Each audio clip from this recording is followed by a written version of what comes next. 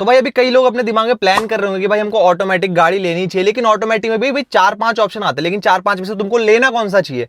IMT है, AMT है, DCT है, CVT है, TC है, 5-6 तरीके के ऑप्शन तुम्हें मिल जाते हैं। तो इनमें से तुमको लेना कौन सा चाहिए, कौन सा तुम्हारे हिसाब से बेटर हो सकता है, किसमें माइलेज अच्छा मिलेगा, किसमें जर्क ज्यादा है, किसकी कॉस्टिंग ज्यादा है, किसकी मेंटेनेंस कॉस्ट कम है, किसकी मेंटेनेंस कॉस्ट ज्यादा, बहुत सारी चीजों पर चीज डिपेंड करती है।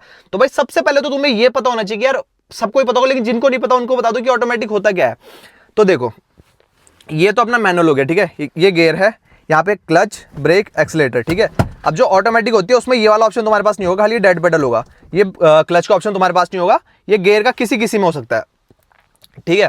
तो भाई सबसे पहले बात करते हैं IMT की, जो कि होता है इंटेलिजेंट मैनुअल ट्रांसमिशन। अब जैसे कि तुमको समझ में आ भी रहा होगा वर्डिंग से, मैनुअल ट्रांसमिशन जो कि इंटेलिजेंट है, तो उसमें जो ये नॉब है ना, ये नॉब तुम्हारी उसमें भी रहेगा, first, second, third, fourth, fifth, sixth gear तुम्हारा उसमें भी रहेगा, लेकिन उसमें सिर्फ क्या नहीं रहेगा, ये क्लच पेडल नहीं रहेगा, बस तुमको ब्रेक और एक्सीलेटर मिलेगा। और ये ऑटोमेटिक अपने जो गाड़ी में तुम्हारे CPU या जो इसका दिमाग है वो कुछ इस तरीके से बनाया गया कि वो क्लच ऑटोमेटिक अपने आप एडजस्ट कर देगा, ठीक है। अब देखो, सबसे सस्ता जो ऑटोमेटिक ट्रांसमिशन होता है वो IMT या AMT कह लो, ये दोनों ही सबसे सस्ते जो तुम्हारे ऑटोमेटिक ट्रांसमिशन होते हैं। लेकिन अगर सस्ते हैं तो इनका घाटा भी है। सबसे पहला घाटा, ये इतने स्मूथ नहीं होते हैं जितने बाकी सब होते हैं कंपैरेटिवली, ठीक है।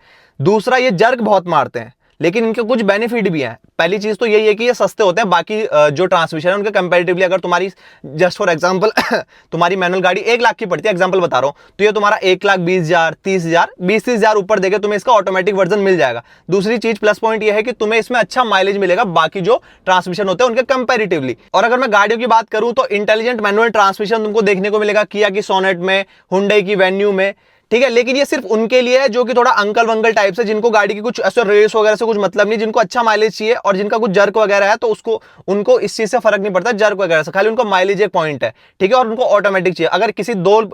अगर किसी बंदे के ये 2 पॉइंट है तो वो एक बार के लिए IMT प्रीफर कर सकता है।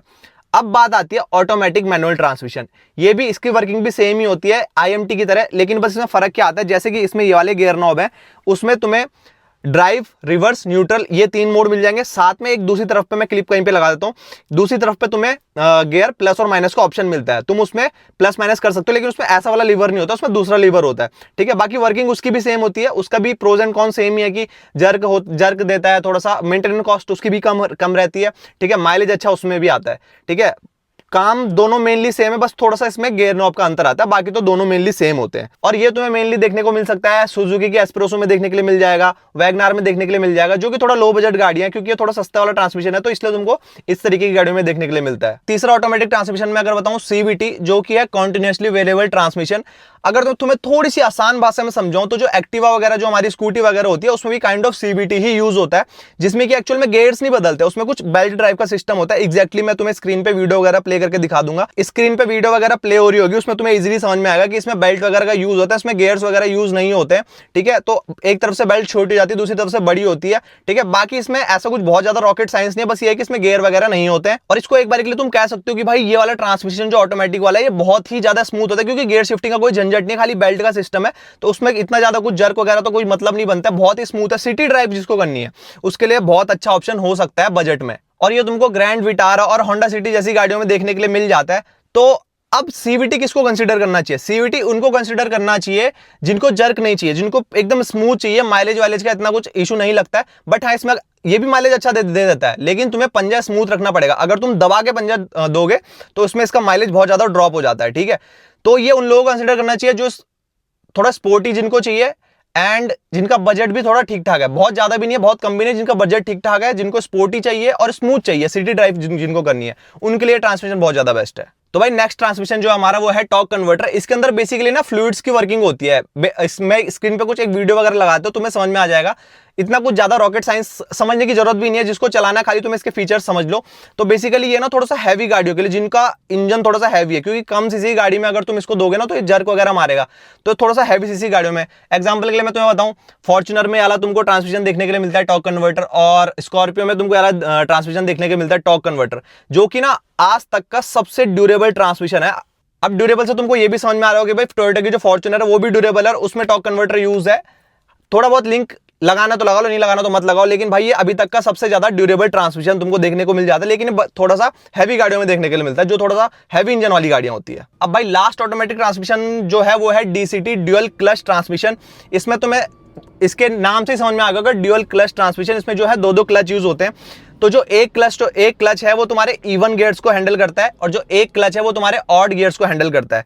तो और ये ना थोड़ा सा स्पोर्टी सेगमेंट में आ जाता है, थोड़ा सा स्पोर्टी, जो जिनको भगाने वगाने का शौक है ना, उनके लिए थोड़ा सा ये वाला ट्रांसमिशन, और ऊपर से ना बहुत ज्यादा स्मूथ होता है, क्योंकि गियर्स इसमें बहुत ज्यादा फ्रीक्वेंटली चेंज होते हैं। अब तुम इसको सिटी में कंसीडर नहीं कर सकते, ये मेनली हाईवे वगैरह के लिए ही बना हुआ होता है, ठीक है। अगर तुम इसको सिटी में चलाओगे तो इसमें हीटिंग वगैरह का इश्यू हो जाता है, ठीक है। और अगर एक बार ये गया, सबसे ज्यादा मेंटेनेंस कॉस्ट डीसीटी की आती है। और कौन कौन सी गाड़ियां जो है ड्यूअल क्लच ट्रांसमिशन यूज करती है, तो इसके लिए तुम Hyundai की क्रेटा गिन लो और किया के सेल्टोस गिन लो। इनका गियर शिफ्टिंग अगर किसी ने रिव्यू देखे होंगे तो काफी स्मूथ है। अब रही बात कि तुम्हें कौन सा ट्रांसमिशन लेना चाहिए, तो भाई अगर तुम एक फैमिली पर्सन हो जिसको इतना ज्यादा पावर वगैरह से, स्पीड वगैरह से फर्क नहीं पड़ता है, तो तुम IMT AMT चूज कर सकते हो, ठीक है। अगर तुम बिल्कुल तुम्हें वो चाहिए कि दहाड़ने वाला बिल्कुल ऑफ रोडिंग टाइप्स, तो तुम फॉर्च्यूनर और ये सब चीज जाओगे, तो उसमें तुम्हें टॉर्क कन्वर्टर मिल जाएगा। लेकिन अगर तुम्हें थोड़ा सा स्पोर्टी चाहिए तो डीसीटी।